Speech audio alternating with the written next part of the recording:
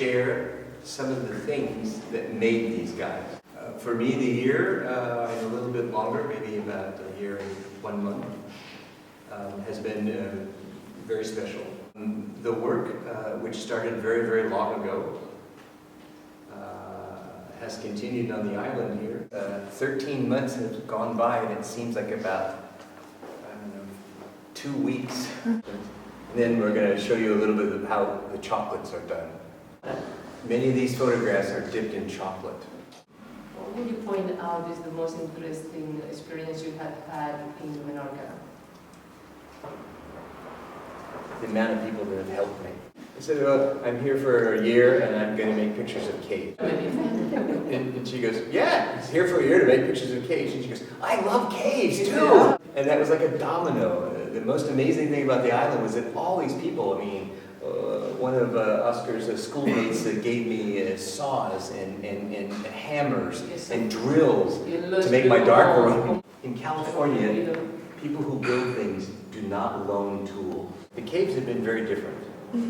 When I first came, I thought there would be a real similarity, but one section of the book is going to be called Cave Water, and another part is going to be called Cave Air.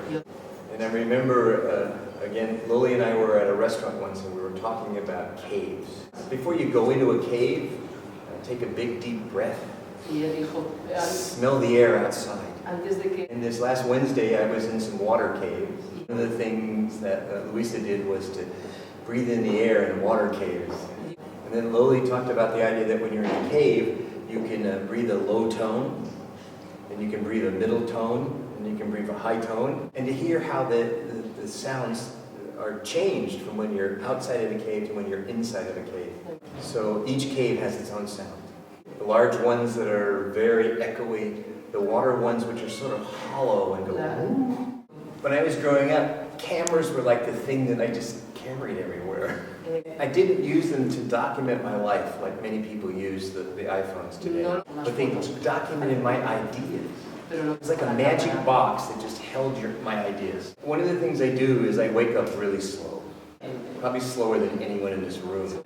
So I'm in bed for about an hour while I'm sort of tumbling out of sleep. It's the time I have a million ideas.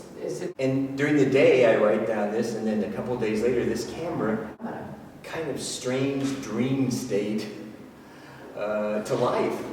And then I have it for the rest of my life. For me, this linked ancient Mayan ideas about masks. That you could put a mask on and it reflects sort of the outside.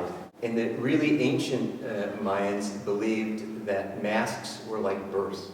When you come out of the womb, your bones and your flesh, and something has to come into there and give it energy and spirit. And for a Mayan, a mask just sat on a desk or sat on a table or sat on the earth. Someone had to pick it up to give it energy. Some of the philosophers, they sneak in. For me, when I studied some of the ancient Mexican stones and their meanings, each kind of spirit was linked to either an idol or to a soul. They're all linked. So when you dream, it's almost like a spirit. And literally, some of the ancient Mayans believed that when you went to sleep, your animal counterpart, a spirit, would leave. And if it didn't come back, you were dead. And that spirit went out and traveled and had all its experiences. And then it comes back and lands inside your body again. So some of the pictures are actually trying to do those ideas. There is a very famous chocolate factory in Oaxaca, Mexico. Maybe 150 or 200 miles south of Mexico City. And I bring the chocolate beans to them. They cook them twice. So you just don't eat these. But then we take blenders and grind them up into really, really fine powder. And we mix them with sulfides and a little bit of bromides, which are over there. And that mix is then turned into a liquid. And because of that hardness and the sulfide, when we take the photographs, we put them into this potassium ferricyanide, which turns the surface tingly. So then when we dip them in the chocolate, Entonces, cuando los sometes en it chocolate, stinks. And I know that the first time anybody's in my darkroom and they see it, they go. And we've been doing this so much now that we can do like dark chocolate, semi-sweet chocolate prints, real sweet chocolate prints, or milk chocolate. And literally the tones change due to this vat of chocolate. I brought some chocolate here. This work here starts after this.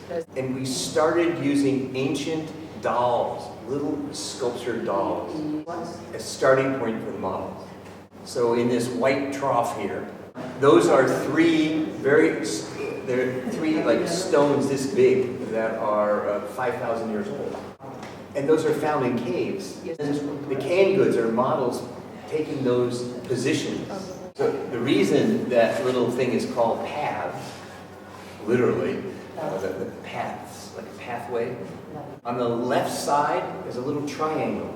And triangle was from some work I did in 1979.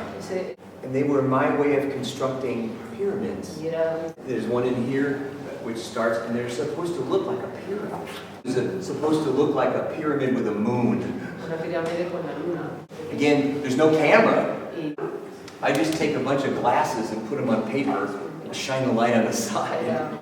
And in Tikal, they built the pyramids to look like mountains. And inside of the mountains are the sacred caves, which represented the ancients' ancestors. So by the time we get to the end of that little path, we're here on Menorca. These banditos actually went to the monuments here in Menorca. And it was very easy for me when I first went into caves here to think, these are the Menorcan ancestors. In Mexico and in Mesoamerica, the cave represented a place where ancestors were, where they died, and when they were reborn. And if you think the cycle that we all go through, it's rather easy for me to see the same thing in Menorca, that the ancients, it appears to me that a lot of the caves here, especially in the ruins, are where burial sites took place, where, from my first thoughts in '79 about caves having ancestors in them to here. Okay, so we're going to take something and dip it.